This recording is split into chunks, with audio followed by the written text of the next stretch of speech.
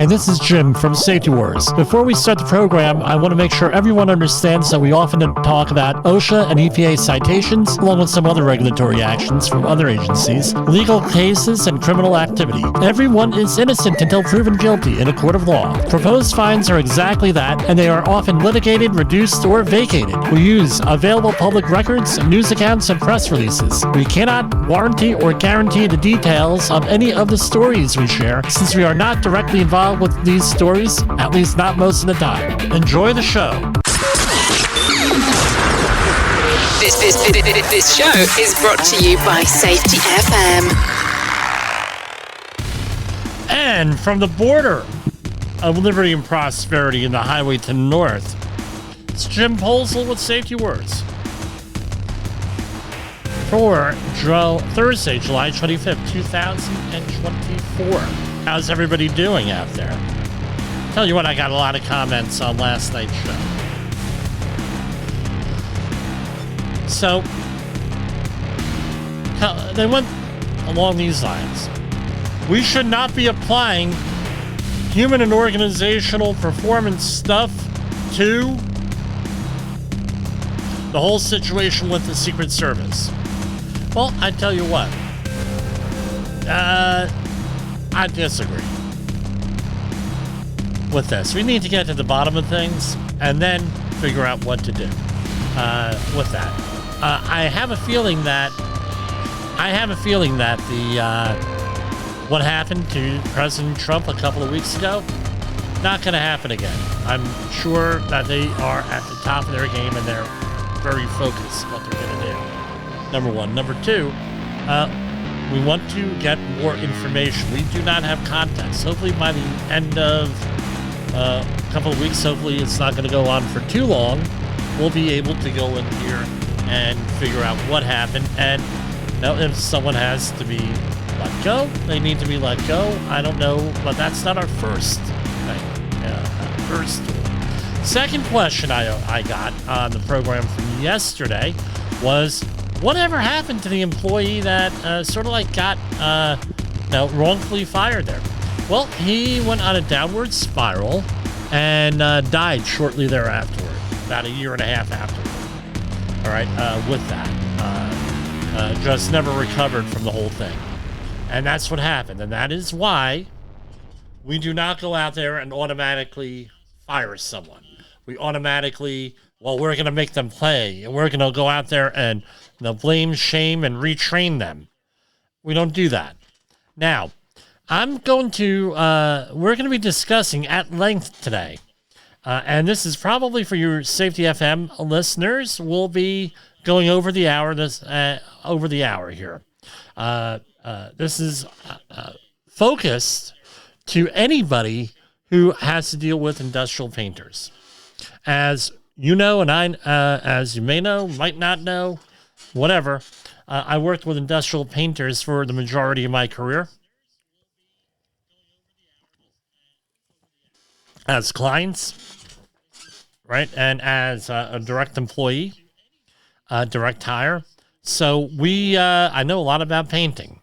I'm not going to be one out there saying I'm the expert. Not an expert. Painting, and I usually say, what's so difficult? You go out there, you mix the paint, you put it on the wall. What's the big deal? A lot more to it than that. With that. So before I start with the whole thing, I want to go over, and I'm going to do a share screen here. I'm on the other platform here. I'm not good enough with the one I was using yesterday, but we're getting there. I wanted to talk about this, and these are the shared proposed penalties from OSHA. All right, so we always talk about this. I have a video I'm working on that explains this, a little snippet type of thing, like you heard on the general duty clause just now, right? I'm using that as a cut-in, so letting things, because when I hit live, depending on what platform I'm on, there's a little bit of a delay, so I want to put something in there with that. So here, and I'm going to be small for this one, right? I'm all the way down at the bottom, so those people actually looking on a computer screen will be able to see this a little bit better. So these are the penalties here. So for willful violation, right, you're looking at $161,323, right, maximum, and a minimum of $11,524. Repeat violation not to exceed $161,323. That's $161,323. Serious violation is $16,131. Other than serious violation is $16,131. Failure to correct for $16,131 per day, but they usually put a limit on there, and there is a penalty for not posting this. We also have de minimis penalties, which are usually zero. With that, no, they get lumped in together, and under OSHA's current policy, as I understand it, now they're able to fine a lot more on a per instance basis. That was one of the changes that the Biden administration had put into place when they came in here. So it could get really expensive really quick. As we see, if you're a regular listener or viewer out here, it's could get expensive out there. Now, I go through. Now, what annoys me a little bit is that the Department of Labor, OSHA side of the aisle, OSHA's side, they're a little bit behind on news releases. The Department of Labor gives press releases really regularly every day. Something comes out. A lot of them have to do with OSHA and safety. A lot of them don't. And if I find it interesting, I normally will discuss them. Now, back in, and I'm going to say this again. Everyone is innocent until they're proven guilty, and a lot of these citations are proposed that we talk about here. Remember, you have 15 days to contest a citation, then a proposed citation, then it becomes permanent. But a lot of these, once you have an informal settlement, you may have some litigation, you may have any number of situations that may lead to these things being reduced. And a couple of cases I know where they were increased because you're negotiating, hey, you knock that one off, and we're willing to pay more for this one. Or, no, they get vacated, litigated, settled, all different types of stuff. So these are all the proposed. The second thing is this. I try to avoid naming companies unless it's something so obvious that I have to name companies and name names. So I'm going to be referring to this company as a contractor. Now, I'm reading off of the dailyvoice.com, and for Ocean County, New Jersey, this is some of the context for the what we're talking about today. So let me say this again. If you are an industrial painting contractor, this is a show for you. If you know of an industrial painting contractor, send this on over to him or her, right? If you are doing training for an industrial contractor, got an industrial painting contractor, this is it. If you're and this is the program for you. If you're managing them, this is also the program for this. Now, this usually happens with one of my clients. I'll just share the story briefly. I work for a general contractor, and the general contractor, also known as a controlling contractor for OSHA purposes, and the contractor, they hire painters, right? It can be a painter for the building they're working on or whatever they're constructing, or for a tank. Two significantly different activities. Now, what I want to point out is this. Most people do not know how to do safety when it comes to painting contractors. As one of my former colleagues said, this is actually a very complex thing, painting, especially if you're involved in water towers, oil tanks, oil refineries, pipelines, things of that nature. I had lunch a number of years ago with some environmental group and the president and vice president, and the group said, wow, we didn't realize there was so much to painting with this stuff, because all of the painting coatings have to be warranted if you're going to be with a tank or anything like that. I mean, not a tank like the Army tank, but like an above ground storage tank, right? Because this is a protective coating on here so it doesn't rust. It's regulated by NACE, which is the international organization that regulates coatings and corrosion and things of that nature. And there are 3 levels of certifications for them. It's a hard certification to get. So the first one, NACE 1, is what they call. That's like you can paint, you're a foreman, that sort of thing. Then NACE 2, you start to get into some of the inspections type stuff. NACE 3, you're supposed to know everything about painting. And I'll add this, it's all in the surface prep, right? The big thing.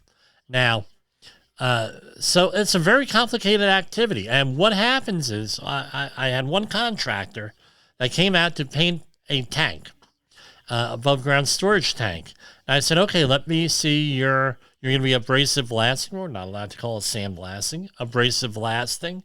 Now, can I see your equipment, your SDSs, was your air sampling stuff, air supply stuff, was that calibrated? Was this done? I went through the whole list, and it's all going to be here what we're going to go on with this one contractor out of South Jersey. And they said, you know what? We never had anybody ever say this to us. And I said to the guy, you know what? I believe you. I absolutely 100% believe that is a true statement, what you said. However, I worked with industrial painting contractors most of my career. I know how to paint. I know what you're supposed to have. And then we go through the whole thing where I showed him the regulation, I show him the math, I show him air sampling results, and he says, well, we don't have to do, and you're going to find out all this stuff here. This was all the same in the up-and-coming press release we're going to talk about. And he said, well, we were working so-and-so, they didn't make us do it. I said, well, why didn't that's not my business. I said, you're not working at that facility. You are working here. We're doing what we're supposed to do. Well, I never heard of anything like this. So I'm going to tell my boss. I said, what's your boss's number? And I'll give your boss a call. The boss was in Middle America, one time zone back. And she answers the phone at 7:30 in the morning and said, look, Jim Posel, JCB Technical, we're working at this project with your guy, blah, blah, blah, blah, blah. He's saying that he doesn't have to use abrasive blasting helmets. He doesn't have to have a supplied air respirator. He doesn't have to do air monitoring. He doesn't have to do this, blah, blah, blah, the whole list. Right? Very similar to what you're going to be hearing. And she said, you know what, I can't really talk to that, Jim. I have a corporate safety officer who is employed by us to handle this. I need to see if I can conference that person in. I said, I know. I said, look, I know it's like 6:45 in the morning where you are, but this is an issue. I'm not letting your person work until we have a discussion. They didn't even show up with their job hazard analysis, and he says it's not required anywhere else. Therefore, it shouldn't have to be required here. None of this other stuff I ask for says it's not required at such and such place. Therefore, I don't know what I'm doing, and I blah, blah, blah, blah, blah, blah, blah. I said, and I had him on speaker. This is what I'm being told.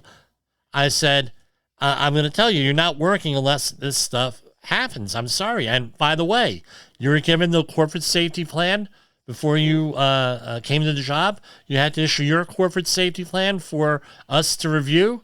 You had to issue JHAs. We're requiring JHAs every day here, and no job hazard analysis. Got to have it.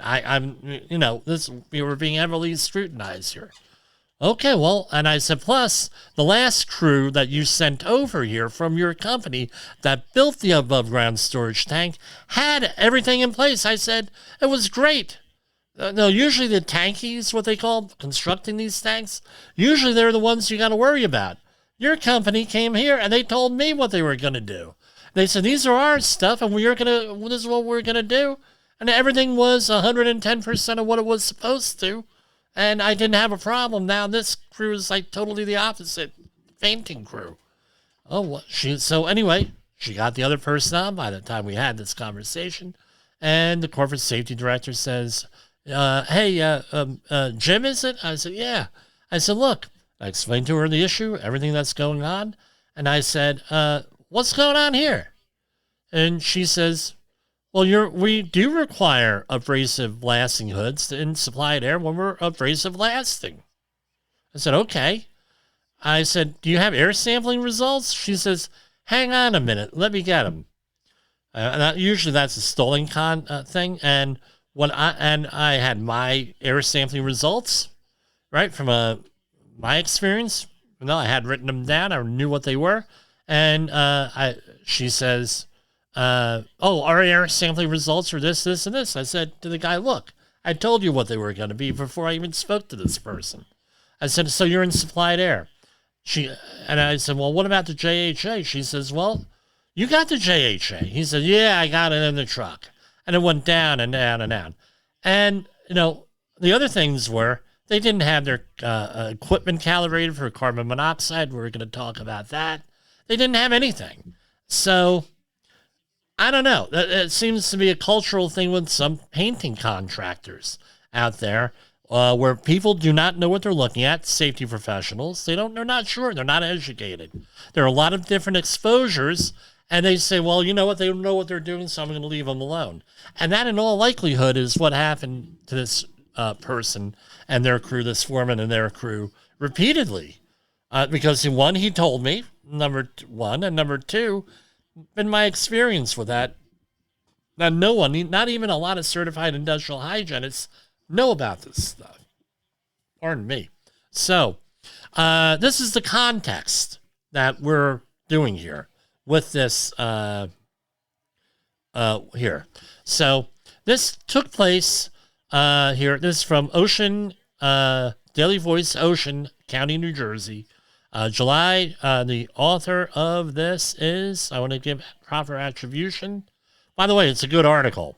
And the way this is written up, I have to compliment the guy or woman, whoever did this. Hold on. Here, they did a pretty good job here. Hold on. I just lost the story here. Okay. I have to do this again. And we're going to go commercial break while I bring the story up because it just came off the screen and... In the professional safety community, communication and planning are just a few keys to your program's success. The question many practitioners have is, where do I start? Dr. Jay Allen, the creator of the Safety FM platform and host of the Rated R Safety Show, has built a global foundation to help you along the way. Go to safetyfm.com and listen to some of the industry's best and most involved professionals, including Blaine Hoffman with the Safety Pro, Sam Goodman with the Hop Nerd, Sheldon Primus with the Safety Consultant, Jim Pozell with Safety Wars, Emily Elrod with Unapologetically Bold, and many others. As individuals, we can do great things, but as a team, we become amazing. Dial into safetyfm.com today and surround yourself with a powerful force of knowledge and support.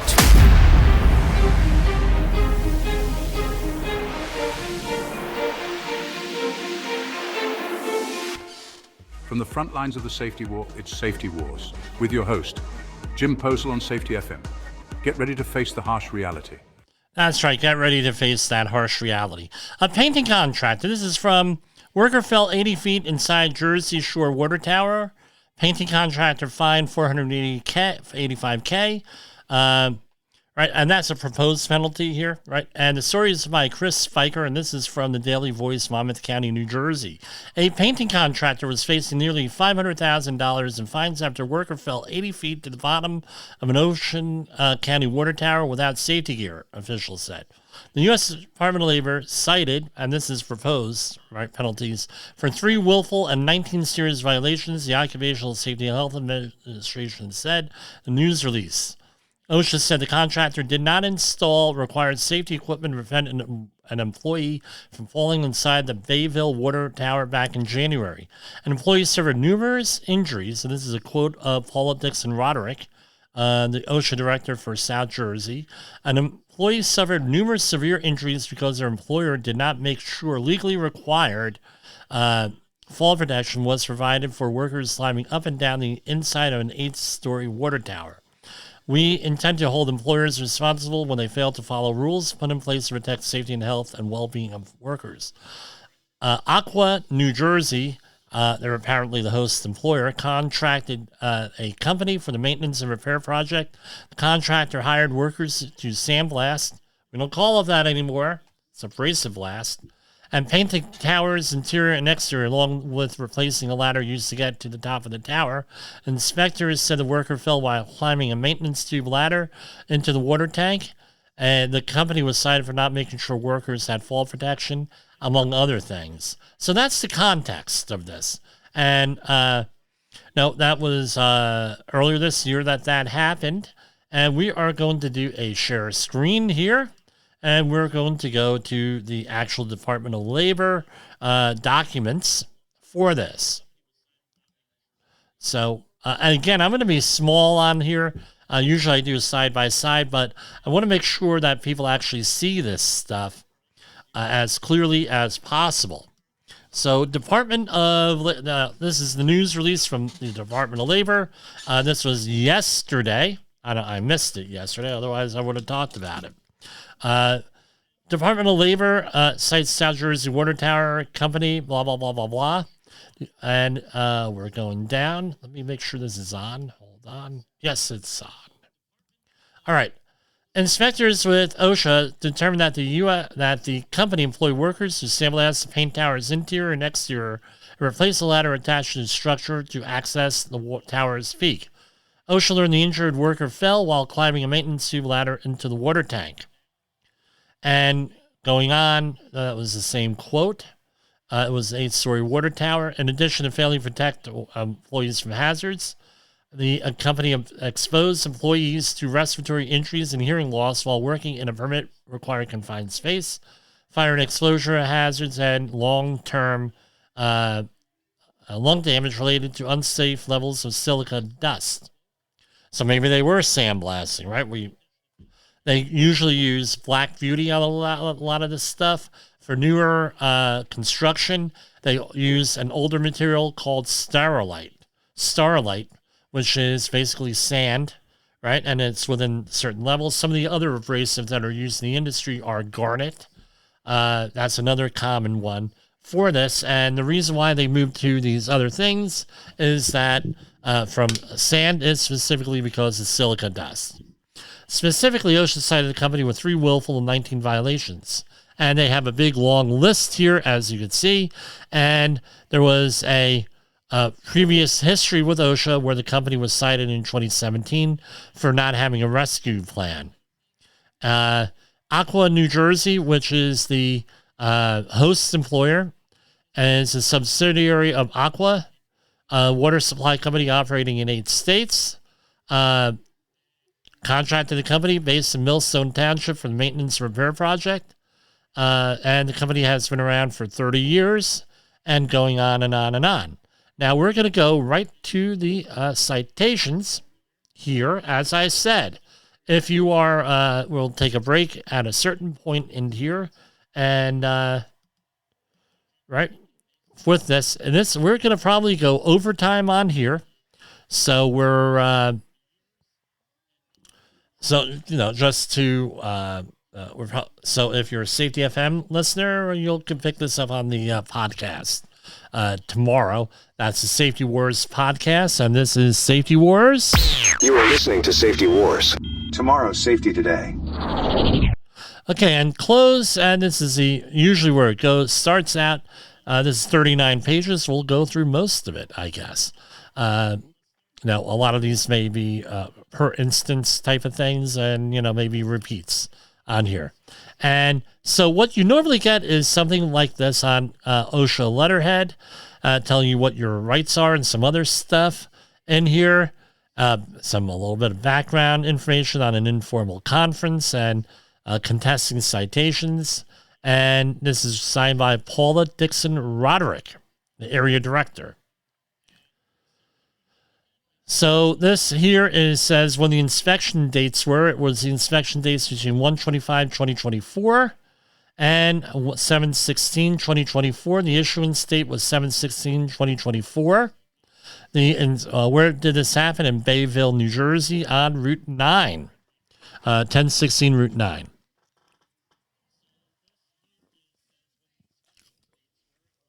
Very warm down here today. I don't know what the deal is in the studio. Okay, and formal, and here's your posting where this has to be posted in a prominent place at or near the location of violations, or if it is not practical because of the nature of the employer's operations, where it will be readily observable by all affected employees. The citation must remain posted until the violation cited has been abated, or for 3 working days, excluding weekends and 4 federal holidays, whatever is longer.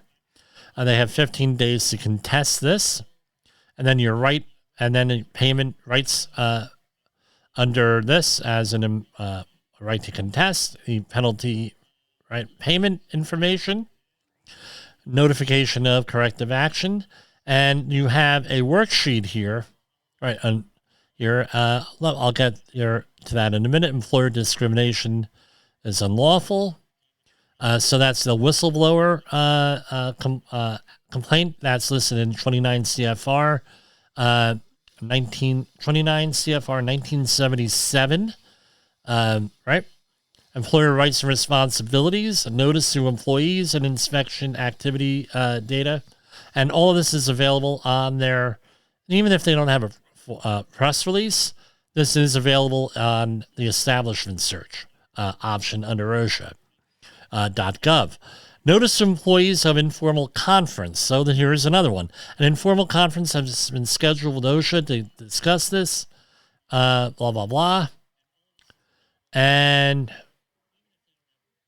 they don't give the date for that for obvious reasons. So here's the certification of corrective action. And you have to go and every one of those things, what you did. And it has to be certified usually by the owner or a corporate officer there with this. I think they're going to have to make multiple copies of this page for this. So here we go. Again, now, I read through this prior to the air. I skimmed it. So if you're a first-time listener or you don't know how we roll here, I usually don't read these things ahead of time because we go through these all the time and they're very numerous, and we're professional enough here on this program where we're able to, I don't want to say wing it, but we have commentary that we could always make. This is very common stuff. One thing I will say about this particular situation is that every critical point that painting companies normally fail at, the companies, I don't want to say employees, but the companies are included in here. I have to talk to my clients on this same stuff all the time and with everything else. So here we have, and let's see, this is a construction standard, right? 29 CFR 1926.95. Personal protective equipment was not of safe design and construction for the work to be performed. So the company they were wearing Tyvek 400 coveralls, DuPont, which were not designed for use in flammable atmospheres when spray painting with the Category 2 flammable paints and solvents, including but not limited to certain products here, methyl ethyl ketone, which is a thinner, right? Because what happens with paint, right? So these industrial coatings for this type of painting is an epoxy, meaning that you have a type part A, which is the hardener, and a part B, which is the actual paint, right? The stuff, right? The part B, the primer. So what happens is you mix part A and part B, you mix them together, you add methyl ethyl ketone, but that's not only one, it could be other types of thinners, because what happens is there you have what's called a pot life on the paint, where you have to take it, pour it, and it starts to evaporate and it starts to cure, and you have a certain amount of time to apply that paint material, that paint or that epoxy to the whatever you're doing. All right, so that's why you have the methyl ethyl ketone thrown in there. So this was $11,292. The fine. They did not have. So what kind of coveralls did they have? Some type of fire retardant coveralls. Now they do make a company, and I don't have it here with me, but they do make fire retardant disposable coveralls for that. But what the thing is that those are only rated as fire retardant if you have regular NFPA 2112 fire retardant clothing underneath it. So how do you know that you have fire retardant clothing? All right, so this is Rasco FR here. That's what I have. And it says on here NFPA 2112. And also, as I went through yesterday, you have on the a tag on there, right up there. And towards the bottom, there is another. Oh, hold on. There's something in the pocket here. What could be in the pocket? I think I'm in money laundering. $1, right? So I was money laundering when we put this in the wash. And you come, yes, a little bit of humor there for this. So you look towards the bottom, and it's something sewed in with the care of the garment, and also it's NFPA 2112. And if you go to, you have a good brand, they give you an extra button, because buttons sometimes pop off. And it says, this garment meets the requirements of NFPA 2112 standard on flame-resistant garments for protection of industrial personnel against flash fire, 2012 edition, NFPA 2113 required upper and lower body coverage. So you not only need the shirt, you also need the pants. Now, if you're working in a refining environment, that is a normal part of the uniform there. That is just the normal part of the uniform is that. That was roughly about 2010. OSHA gave a directive recommendation that became the industry standard that everybody in the oil industry, basically, except for the retail end, which doesn't make sense to me, has to wear fire retardant coveralls. So they come in multiple colors, not only dark navy blue, so you have a heat stress problem, right? And they do make short sleeve. I don't really get it, but no, I've never worked anywhere where they only did short sleeve. Now, citation 1, item 2, type of violations serious, more than 25 gallons. This is 29 CFR 1926 152B1. More than 25 gallons of flammable liquids are stored in a room outside of an approved storage cabinet. So if you have 25 gallons or more, and that's not, I've been on these jobs. If it's an 80-foot tower, you're probably looking about maybe 100 gallons of paint. I don't have the exact numbers, but that's roughly what you need. So that's a lot of paint. So you have to plan for that out. Plan that out here. So that's $4,839. Citation 1, item 3, the transfer of flammable liquids from one container to another was done when the containers are not electrically interconnected, meaning bonded. So spray painting trailers located next to the water tower, category 2 and 3 flammable paints and solvents, including but not limited to, they list the product here, and methyl ethyl ketone, were poured into the plural component spray painting machine without being bonded to the machine. So, and that was on March 11th. So, the way that these pumps are set up, right? I'm not familiar with this particular one necessarily, but you pour either the material is poured into the machine, right? The plural component, right? You have two sides that gets poured in there, or it gets pumped in there. depending on the configuration of this and the brand and everything else. Now, you have to bond this together. Why is that? It gets bonded together, the two containers, because what happens is if you have a liquid going through a hose, right, and this whole system needs to be normally needs to be grounded, which means you're going to be, unless there's an obvious ground, you're going to be driving a copper spike into the ground, and you're going to be checking the electrical resistance in ohms with that, and you're going to be, it's a big, let's just say it's a big freaking deal, all right, in the words of our president. So, it's a big deal. You got to have that. Why? In case you have a static electric discharge, because you have two materials going over themselves, and you actually go, that static electric discharge into a flammable material, usually not a good thing. Now that's 11,292. Citation 1, Item 4. This is 29 CFR 1926-152E3. Flammable or combustible liquids were not drawn from or transferred into vessels, containers, or tanks within buildings or outside through closed piping systems from safety cans by means of devices drawing through the top or from a container or portable tank by gravity or pumps through an approved self-closing valve. Spray painting trailer is located next to the tower, and it mentions all the things were transferred into the WIWA plural component spray painting machine by pouring them from 5-gallon drums. All right, so guess what? They needed again, common thing in this industry is to dump the paint in there. Not supposed to do. That's not the way this was set up on this machine. It's sucked in by a pump, right? So depending on your configuration and the paint you're using, right, non-flammable, it may be poured in there, but normally it's pumped in there from the plural pump, and that was 11,292.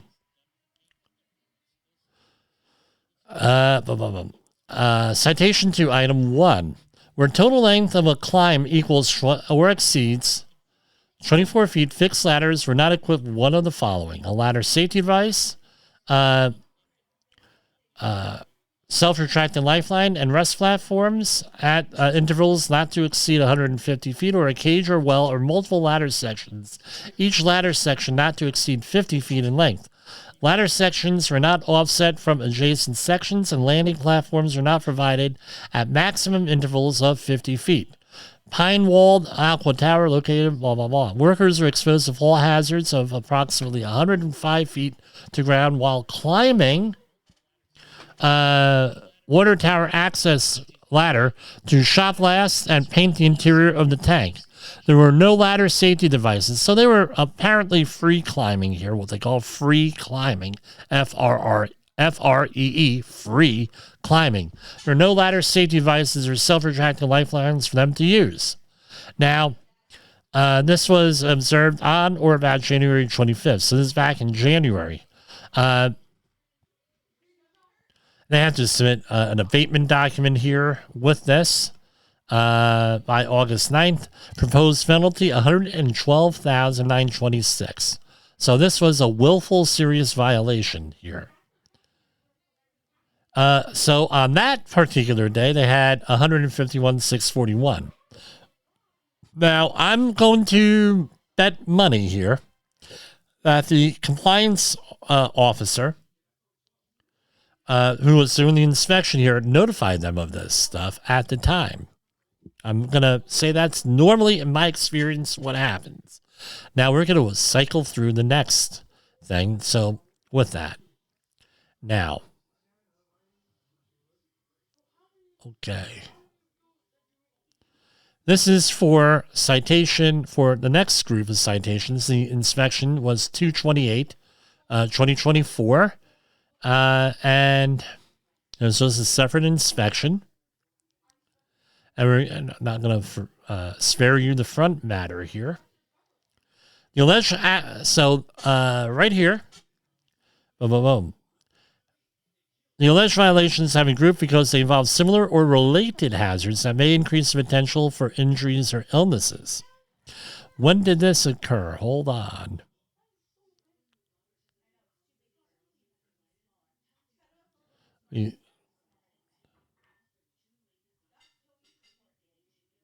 All right. Doesn't give a date, but I believe it's 2/28/2024 on here. The inspection date, 2/28. So here we have Citation 1, Item 1A, type of violation serious. A written respiratory protection is 1910-134 standard. Now, for a review, the 1910-134 standard is what we call a horizontal standard, meaning all OSHA standards, whether you're in agriculture, marine, which is 1915, 1917, or 1918, 1926, which is construction, or 1910, which is general industry, all of those different industries have to comply with 1910-134. So 29 CFR 1910-134 C1, a written respiratory protection program that included provisions of this, right? They have the whole thing, was not established and implemented for required respirator use. Now, what happened here? The employer did not develop and implement a written respiratory protection standard program specific for the respirators used and the hazards in the work site for employees that wore respiratory protection while sandblasting, right, and spray painting the interior and exterior of the pine-walled water tower, including but not limited to RPB Nova 3 air blasting hoods and 3M full-face respirators with 6,001 organic vapor cartridges on or about 1/17/2024. So this is 1/17. This happened.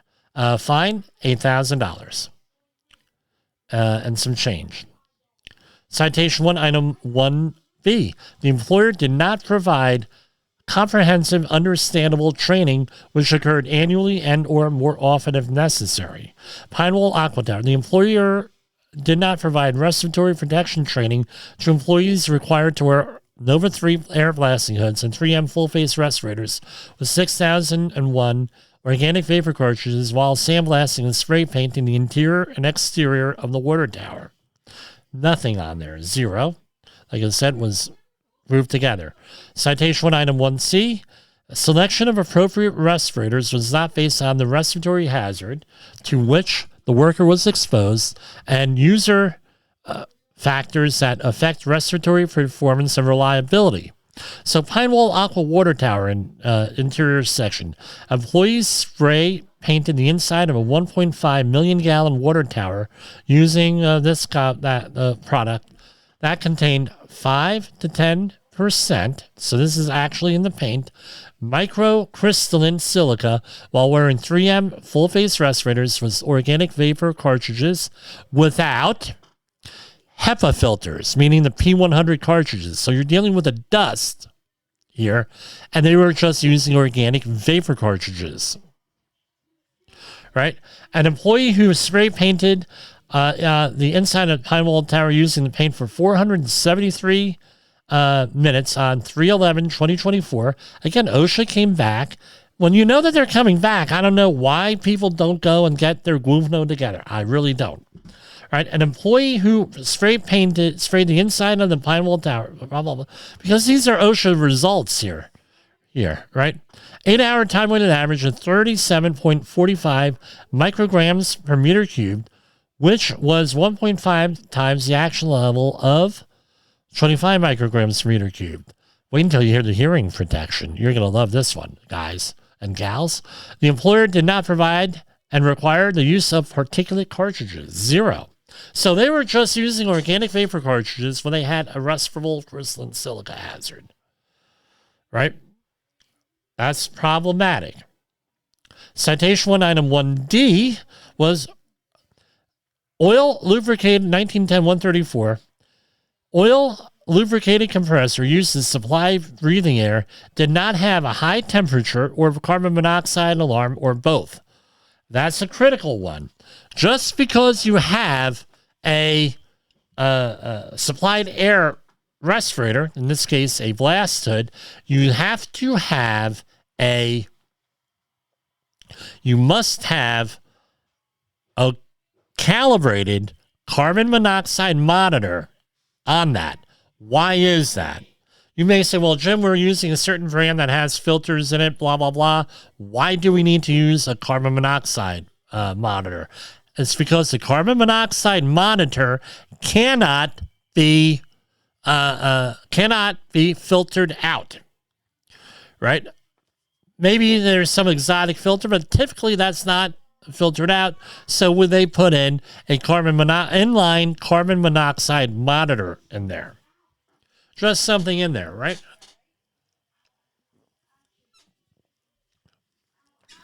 So if only a high temperature alarm is used, the air supply should be monitored to prevent carbon monoxide in breathing. This is $0. Now, this is what my problem is with some of the older technology here, is that people can switch these things off and then people get carbon monoxide poisoning. Jimmy, what do you mean carbon monoxide poisoning? What kind of, they're using gas-powered compressors or diesel-powered compressors, or somebody pulls up to the air intake of the compressor. If you're not using those, you're using electric, and they leave their truck running. Then you get carbon monoxide in there. And if it's free in the air, not to exceed 10 parts per million, which is well below the PEL. Citation 1, item 2A. Now, I went through this with a client today, right? The employer did not compile a list of hazardous chemicals known to be present using a product identifier that was referenced on the appropriate safety data sheet. The written hazard communication program did not include a list of hazardous chemicals used by employees when sandblasting and spray painting the interior and exterior of the water tower, including but not limited to a whole bunch of different chemicals here, and methyl ethyl ketone and xylene. Fine, $8,067. Citation 1, item 2B, type of violation serious. The employer did not include respirable crystalline silica in the program established to comply with hazard communication standard 29 CFR 1910-1200. Again, that is it. They were not using, they did not incorporate crystalline silica into the written program, provide training to employees on hazards of crystalline silica. Employees spray painted the interior and exterior of the Pine Wall Water Tower using something with crystalline silica. The employer is required to submit abatement certification for this item. Failure to comply will result in an additional penalty of $1,000, right? $0. So part A and part B, you mix them together, you get epoxy. Employees are not provided. This is, again, 1910-1200. No training on hazardous materials, $8,067. Citation 1, item 4, where now this is where it gets really interesting here. Now, on the general industry side, that's the 1910 side, noise monitoring is very, very comprehensive, and the whole standard very comprehensive. With the on the construction end, is not very comprehensive. And you're going to see here what they didn't do. This is pretty much it here. And OSHA again did, and this is 11,292. OSHA did an in-depth type of situation here. So 1926.52b, where employees are subject to sound levels exceeding those listed in Table D2 of this section, feasible, administrative, or engineering controls were not utilized. When such controls failed to reduce sound level within the levels of the table, PPE, as required in Subpart E, was not provided and used to reduce sound levels within the levels of this table. So they want the hierarchy of controls first, and then hearing protection second, which is the way it should be. You're not going to eliminate the sound. Exactly how loud is this? Really freaking loud. It's like sand sitting next to a jet engine. So Pine Wall Aqua Tower inside and outside tarpaulin containment area. The employee who was sandblasting was exposed to continuous noise levels in excess of the allowable 8-hour time-weighted average sound level. The employee's dosimeter dose level was 1,518.7% of the permissible level of 90 decibels and was equivalent to approximately 109.6 decibels. The sampling was performed for 480 minutes during one shift on 4/9/24. The employer did not utilize any administrative or engineering controls to reduce noise. What would be an administrative control would most likely be rotating employees. Here, the employer did not provide PPE that had a noise reduction rating of 26. The PPE was not capable of reducing the employee's noise exposure to below the limits. The employee who was sandblasted was exposed Pine Wall Water Tower inside and outside the power pole and containment area. The employee who was sandblasted was exposed to continuous noise levels in excess of the allowable 8-hour time-weighted average sound level, right, PEL. The employee's dosimeter level was 2,786.3% above the permissible exposure level and was the equivalent to approximately 114 decibels. The employer provided the PPE that had a noise reduction rating of 22. Right? I think I misspoke on the previous one. This PPE was not capable of reducing employees' noise exposure to below the limits in Table D2. This is now, in their defense, I don't think any contractor would ever do this here, except for the ones I work with, right? Would be able to remedy this. The employee who was sandblasted was exposed to continuous noise levels. And this was 3,674.7% of the PEL and was equivalent to approximately 115.9.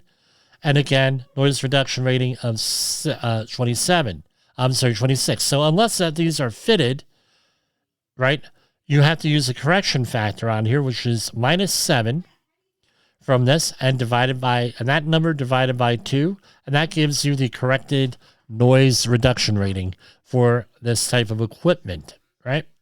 So they put in a safety margin because these things don't fit everybody the same. What's some of the other options? Double hearing protection, that's usually above 104, 105 decibels. They recommend double hearing protection depending on what you're dealing with and what kind of equipment you have.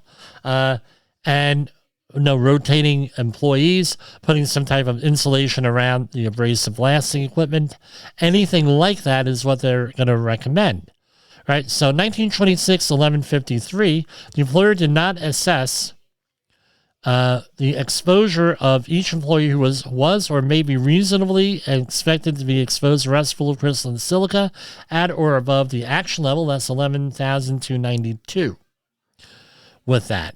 So OSHA did the sampling, and an employee who sprayed the interior of the tower using the paint for 473 minutes on 3/11/24 was exposed to airborne concentration of silica at an 8-hour time-weighted average of 37.45 micrograms per meter cubed, which was 1.5 times the action level of 25 micrograms.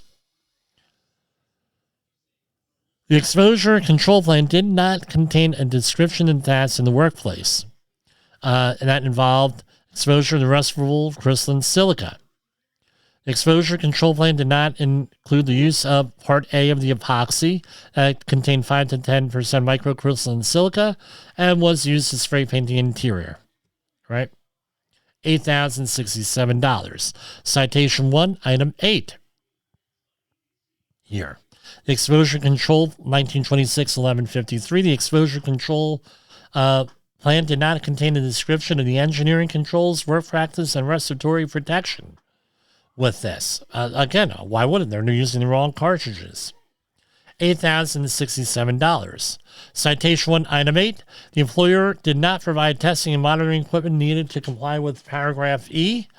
Right, so they did not provide equipment to continuously test and monitor the atmospheric conditions, including but not limited to oxygen and hydrogen sulfide levels within the Pine Wall Tower. So this is 1926-1200. That is 1204. That is the construction confined space entry standard. 11,292. Citation 1, Item 9, type of violation serious. Lighting equipment there. That is out of the confined space entry thing. The employer did not provide lighting equipment approved for ignitable or combustible properties of the specified gas, vapor, dust, or fiber that were present. That was sufficient to enable employees to see well enough. So no intrinsically safe lighting. 11,292. Citation item 10. Before entry was authorized, the employer did not document the completion of measures required by the confined space entry standard of the standard by preparing an entry permit. 11,292. Citation item 11. Another confined space entry standard violation here. Did not provide training entering it. Confined space entry training, another 11,292. Citation 2, item 1. This was a willful serious.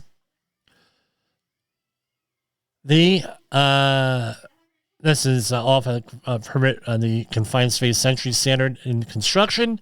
The employer did not develop and implement the means, procedures, and practices necessary for safe entry into the 1.5 million gallon pine-walled water tower for employees conducting sandblasting and spray painting, including but not limited to identifying acceptable air and quality entry conditions, frequency of air monitoring when in the space, procedures to prevent slip, trips, and fall hazards, and identifying conditions when evacuation was necessary, equipment needed during the entry and rescue procedures on or about 1/17/24.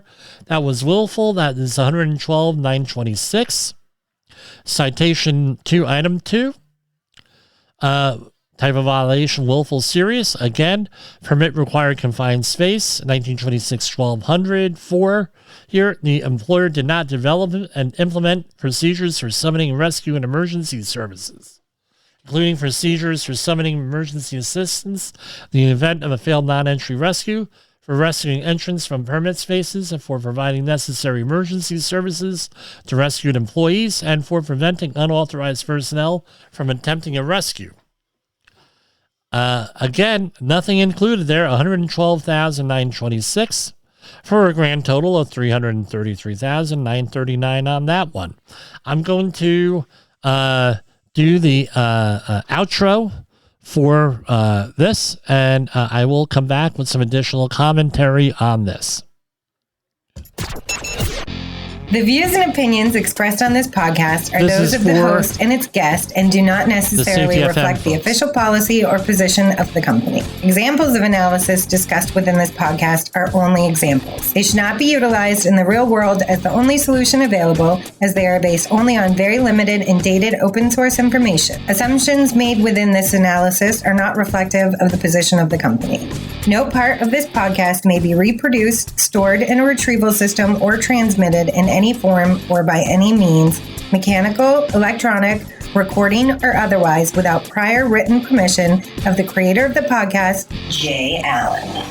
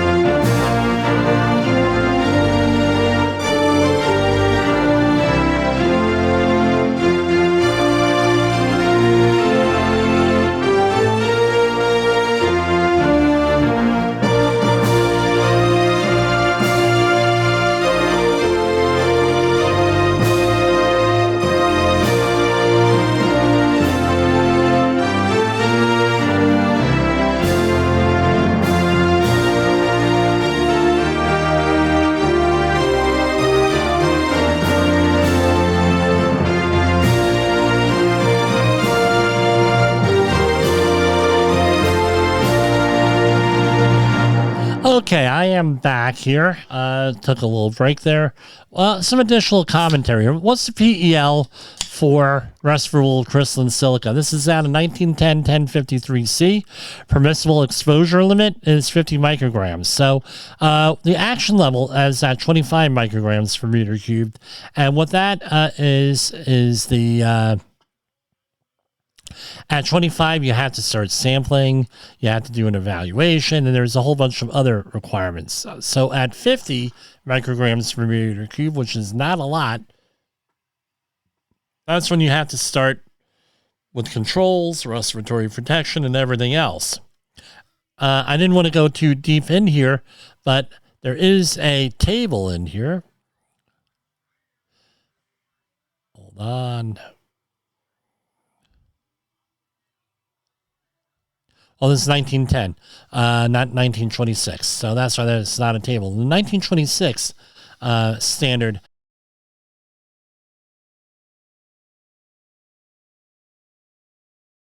has a table in there that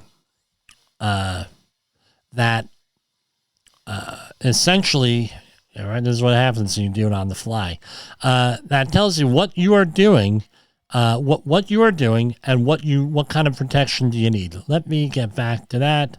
Let's go down to 1926. Bear with me here, and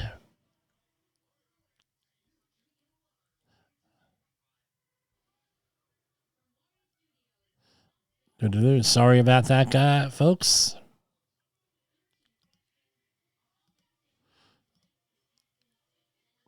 Of course, you can find it all the time. So 1926, 1153. Let's do a share screen on that. Screen.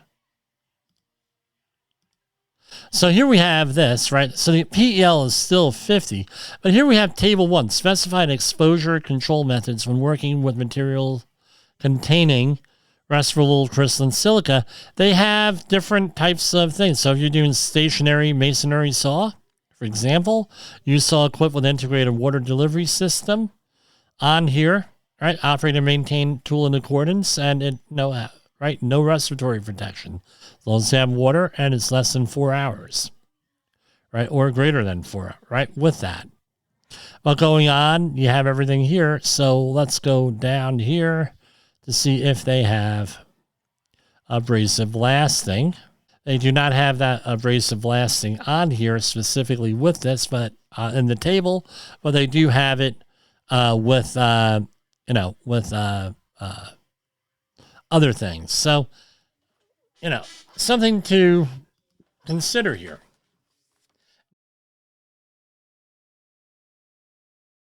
We specialize with industrial painters, right?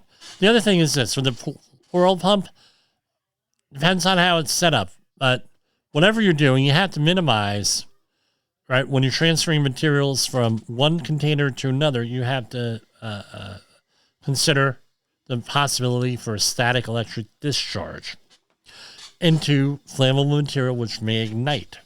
You got to follow the manufacturer's recommendations of what you're supposed to do. I suspect that most of this will be negotiated downward at a certain point with this. That's what my suspicion is. And the thing is, OSHA shows up to your job site, your work area, what have you. You need to have a plan in place. What are your procedures in place for when a regulator shows up, when OSHA shows up, if you're dealing with EPA or DEP or any of those other alphabet soup things, what are your procedures? Obviously, they didn't have, whatever procedures they had might not have been adequate, because OSHA showed up, did air monitoring, did air sampling, and everything else later on, and they didn't have anything in there. When OSHA showed up, first of all, you didn't have the right equipment in there, allegedly, and the person got killed. One fatality. Usually, you just don't continue to work, right? And you got to make your notifications. You want to get someone out there who's qualified. That could be someone from my team, 845-269-5772. Or somebody internal to go out there and who knows what they're doing with this stuff. Because now you're in the big leagues. When you start to get willful and serious and everything else, you probably don't want, right, just someone like me. You're probably going to need an attorney to manage this. We work with attorneys that manage these situations all the time, so give us a call on that. But you have to have your stuff together. So one of the things, what could you do? OSHA shows up to the job site. What do? You tell them to go bleep off, or do you tell them, hey, let me get my boss here? Can you wait? Usually they'll do it. Not all the time, but sometimes they'll do it. You have a fatality on site, I can guarantee you're going to be having an OSHA inspector, if not there that day, the next day. And for not a fatality, for a catastrophic injury of some sort, they're usually there within 72 hours. I've sat in my pickup truck watching Star Trek episodes for 3 days waiting for OSHA to show up on some of these jobs.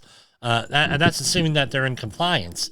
If they're not in compliance, I make believe I'm OSHA and I go through and we see what's there, what they're likely going to find. So at least when OSHA shows up, hey, we're working on that. We've identified that. This is our abatement thing. And maybe they'll say, well, it's being abated in the field, or it was abated in the field, blah, blah, blah, when we were there. And then, things look better. You're making an effort. You're showing something with that. No, and that's what you need to do. You have to manage this stuff. You have to have plans ahead of time. Don't think, that you're going to, eventually someone's going to get hurt or whatever. Don't think that, hey, nothing will ever happen and OSHA will never show up, period, with anything.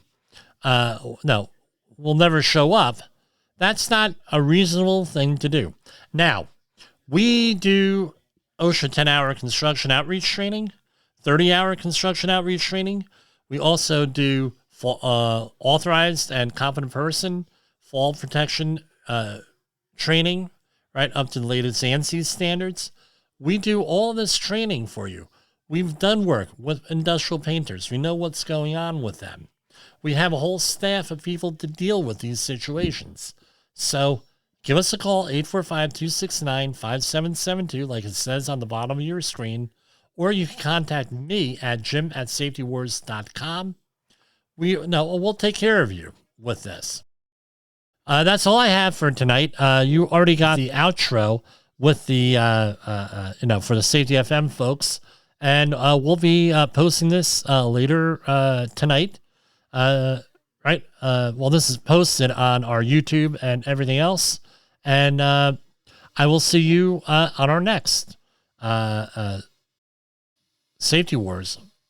Right? Hopefully we'll be here tomorrow. We'll see how that goes. We do have some meetings on some other projects that we're working on that we can only meet the client on Friday night. Or Friday afternoon. So I'm hoping to be here. Might not happen. So again, for Safety Wars, this is Jim Posel. I hope to see you out there next on the next program. And thanks a lot for watching or listening or whatever else you're doing.